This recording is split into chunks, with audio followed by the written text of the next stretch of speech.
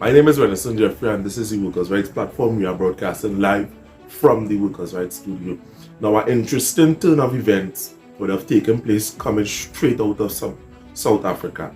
The Deputy President, Paul Machete, criminal charges was laid against him by the DA, the Democratic Alliance. For 2 decades, that corruption in which would have spanned over 2 decades. The problem with this whole scenario is this. Now, they would have said that in this whole thing, he would have labeled as the final beneficiary, something that would have looked like if it was planned for 2 decades, and mainly nepotism in the government space. Now, we are going right into this story, but before we go into that story, the people of Trinidad and Tobago, this is something that we need to take cognizance of. Now, we had the first Prime Minister in Trinidad and Tobago. His daughter was able to lend Trinidad money and they wasn't working at the time. We all know that. And this is what we accept in Trinidad and Tobago.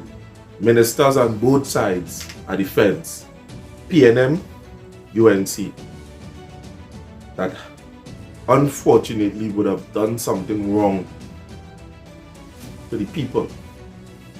And what is taking place here, what we see taking place here in Trinidad is nobody's defending the people.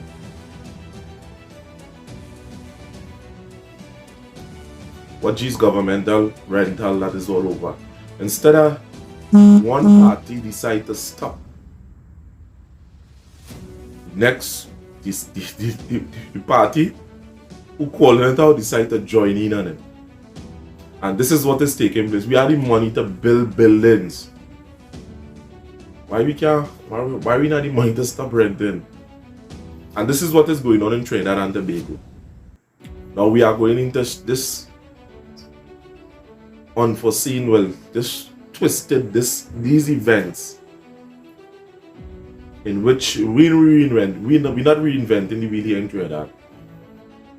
We'll go right in this story and you make your comments on things like this. My name is Renison Jeffrey and this is the Workers' Rights Platform. Like, share and subscribe. Today the DA will be laying formal criminal charges against the Deputy President of the Republic, Mr. Paul Machete. And this follows several allegations of corruption leveled against him, which span a number of decades. These include an intricate web of nepotism and family patronage, in which Machete is allegedly the ultimate beneficiary, with the most recent scandal being the purchase of a Constantia mansion by Machete's son-in-law, Nonkwelo, at a cost of 28.9 million by his company, which still allegedly owes the Gauteng Department of Human Settlements 7 million rand for the failed Alexandria housing project.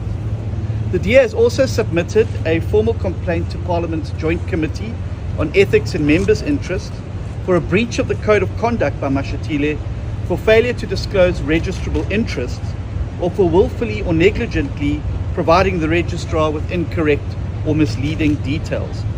Machete also faces allegations of having misled Parliament for failing to declare his use of various properties, including a 37 million rand waterfall house in Gauteng. In addition to this, Machete also breached the Code of Conduct by failing to act in all respects in a manner that is consistent with the integrity of the office of his government.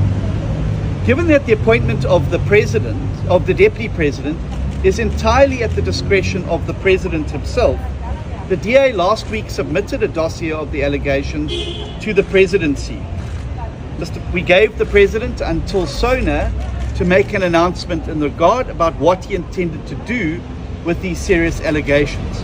To date, the President has remained completely unresponsive to any of the allegations and refuses to answer questions around the suitability or otherwise of his appointment as the Deputy President of Mr. Paul Machete.